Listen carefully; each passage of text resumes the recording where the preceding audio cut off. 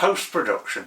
Some people try and avoid it like the plague, and others can't live without it. Are either of those groups of people right, or is there a happy medium?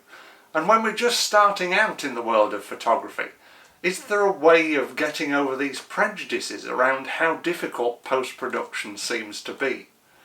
In this episode of The Basics of Photography from Yorkshire Photo Walks, we'll be addressing these questions and more as we help you to get to grips with the basics of photographic post-production.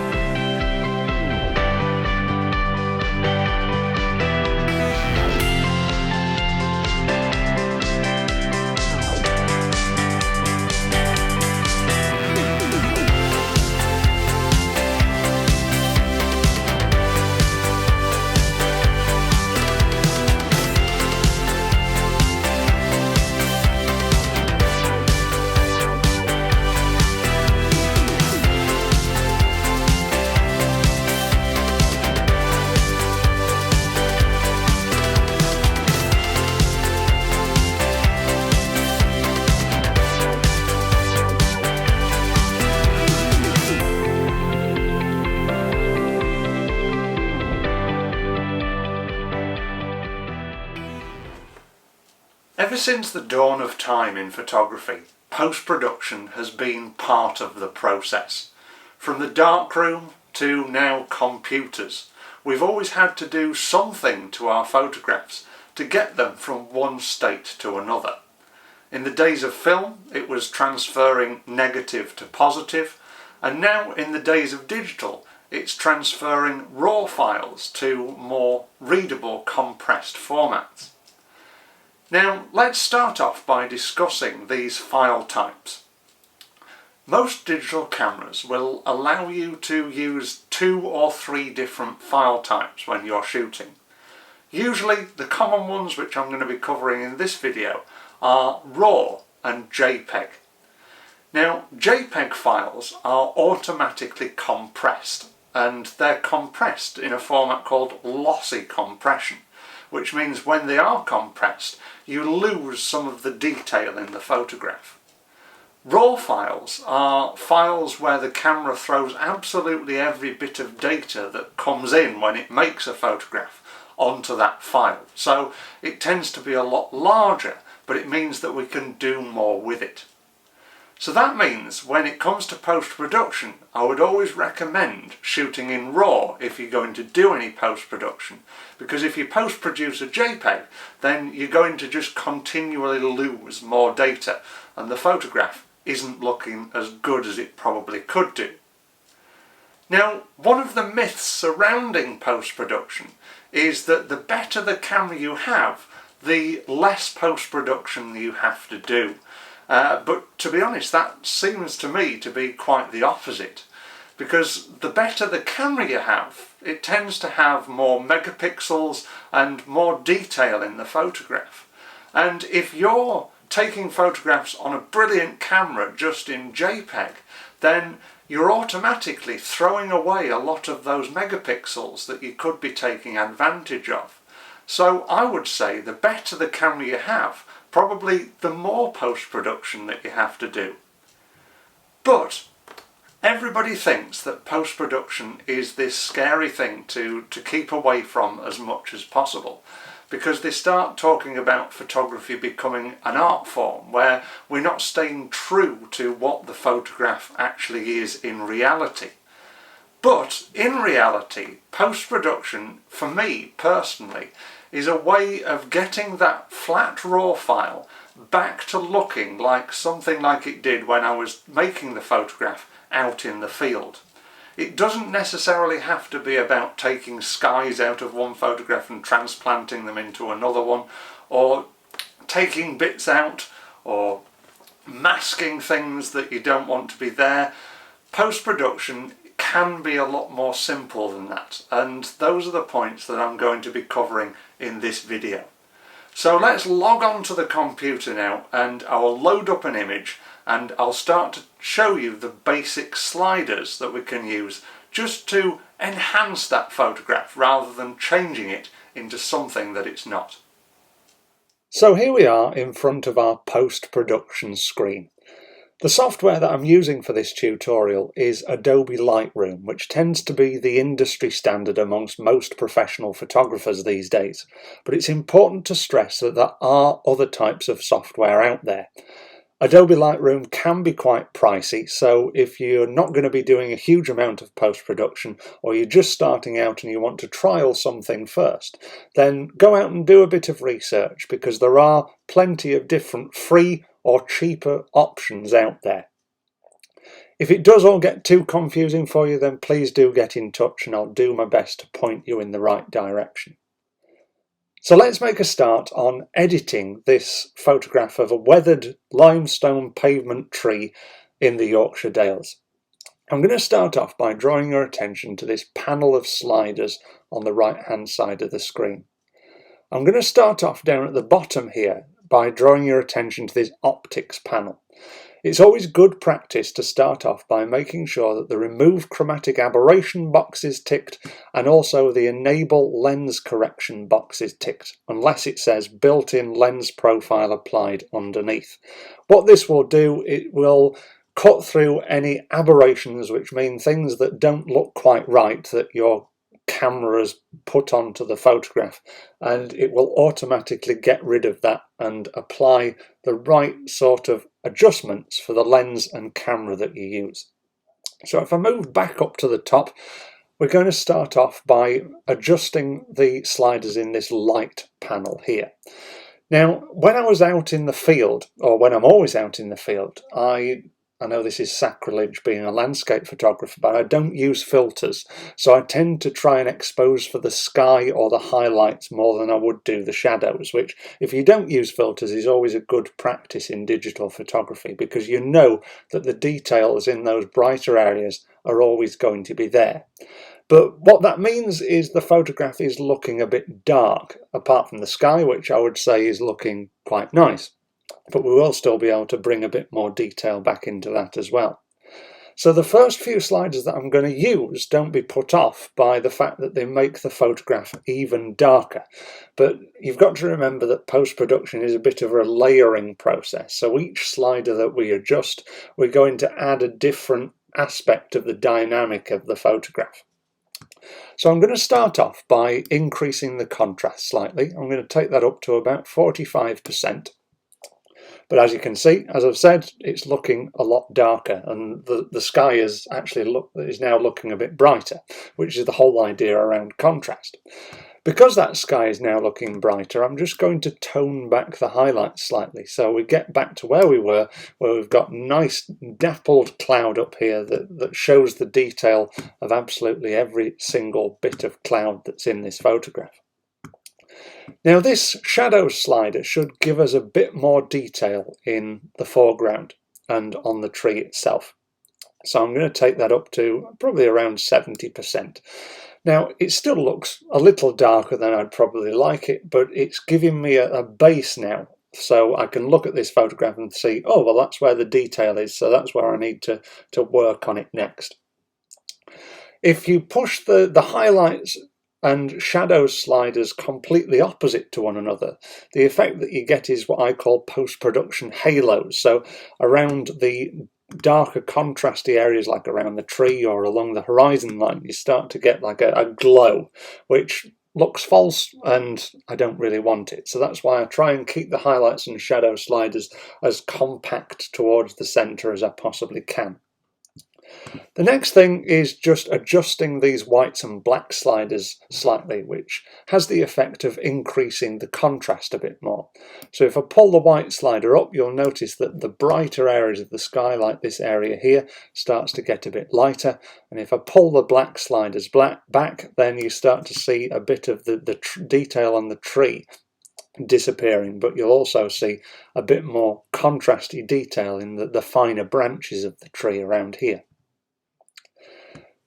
Now if I move down to the temperature and colour area here, we've got the temperature scale here at the top, which is the equivalent of white balance in your camera. Now because I set my white balance as I wanted it when I made this photograph, I'm not going to touch this slider, but as you can see, if you adjust it, you can either make it warmer or colder. The other sliders in this section I tend to ignore because it's just going to make the colour look a bit false. So for example, saturation looks horrible, vibrance looks horrible, and also tint, just avoid it if you can. As you can see here, the tint has already been applied to -1 because of the profile that I've got set to work with my camera. The other useful area of Lightroom or any other post-production software is this effects panel where you can adjust the texture and clarity. You can also dehaze it if you want to, or add a vignette or add grain. The bottom three I don't tend to touch very much, but the top two are really quite useful. So if I increase the texture slightly and increase the clarity, again, if you increase the clarity too much, the photograph's just going to look ridiculously false. So I try and limit this clarity slider to a minimum. So I'm probably just going to go to less than 10, so about 8 points on that one. It's also useful to say at this point that if you double click on any of these sliders, it will revert back to the 0 point. So if you get to a point where you think, oh no, I've gone too far on that, then don't worry, by double clicking you will get the photograph back to normal. I'm not going to bother with the colour mixer. That's something that we can look at if you are turning a photograph black and white, which I'll cover in another video. Now, back to this photograph. It's still not looking exactly how I'd like it, although it's looking better than it did when I started. In Lightroom, if you go to the / key on your keyboard, it shows you what the photograph looked like originally. So you can see we've gone from a very dull, muddy looking photograph to a slightly more enhanced, clarity driven photograph with a bit more detail in certain areas. But I would like to bring a bit more light and punch to especially this ground area, and also tone back the sky a bit to bring out a bit more of that detail. So we'll concentrate on the sky first of all. I'm going to go across here to the linear gradient tool. And as you'll see, this brings up a whole new layer of a whole new panel of sliders, which are all set to 0. What it allows you to do is drag down from the top. I'm going to take this just below the horizon line so it covers the extent of the sky, and put it on a slight camber down to the left hand side so it mirrors the line of the horizon. And what we can do with this is we can come across to these sliders and we can tone back the exposure slightly. So we're back to where we were when we had a bit more detail in the sky, especially in this blue area up here. You can also increase the contrast of this, and you'll notice that it just edits the area that's part of the gradient rather than the whole photograph itself. You could also tone the highlights back, but I think that's probably going to take it a little bit too far. So I'm going to double click on that to take it back to 0. With all these adjustments, the less you do, the better it is, because the more true to reality you're going to be. So for all of these other sliders on the list, I'm just going to ignore them for now. So let's go back to where we were before. And as you can see, it saved all of the presets that we set originally, which is good. So now let's concentrate on this ground area here, the area where it is quite shadowy. We've got the nice detail in the sky, we've got a bit of detail back into this area, but we need to liven it up a bit. So I'm going to go across here once again to this brush tool. And what this will allow you to do, similarly to the gradient tool, is to set individual sliders for an area that we then paint onto the photograph. So to bring the light back up a bit again, I'm going to increase the exposure, and I'm also going to increase the shadows. When I bring the cursor onto the photograph, you'll notice that they've got this plus sign in the middle of 2 circles. And what you can do by using the square bracket keys on the keyboard is increase and decrease the size of that area. So this is the area that it's going to paint. So I'm going to leave it at a reasonable size and start painting on here. And as you see, it's starting to lighten the darker area of the photograph as I paint on. Now, the more you leave it in a certain area, the more intense the effect will be. So it pays to keep this brush moving as much as you possibly can. Sometimes I do it like this in a bit of a circular motion, so I know that it's covering all the areas that I'd like it to, at the same time as giving me a bit more control over how much light I'm applying to each area of this photograph. So I'll let you speak amongst yourselves as I finish this off. I'm just trying to make sure that I get an even covering across the whole of this limestone pavement here, and that all of the detail that I want is still there.